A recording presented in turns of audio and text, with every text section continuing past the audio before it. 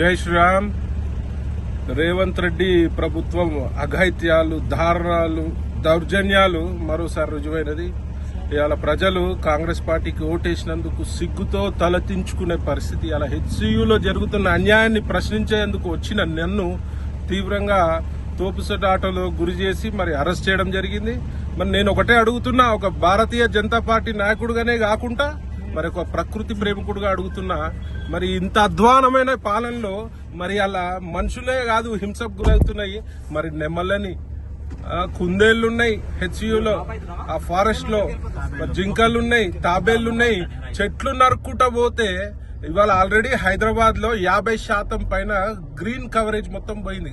Greenery మొత్తం 50% పైన తగ్గింది.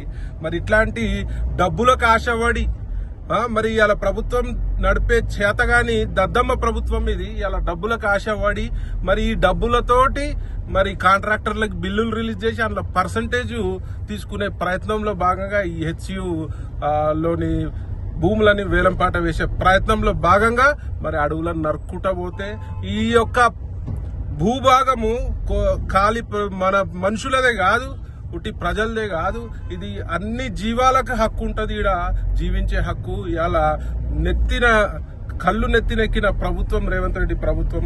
నేను దీన్ని తీవ్రంగా ఖండిస్తూ మరి నెమలి శాపానికి జాతీయ పక్షి ఆడ నెమళ్ళు ఆర్తనాదాలు రోధిస్తున్నాయి. నెమళ్ళు మరి చెట్లను నరుకుతుంటే మరి వాటికి ప్రాపర్ గా పునరావాసం అన్న ఏర్పాటు చేయవలసిందిగా నేను డిమాండ్ చేస్తున్నా.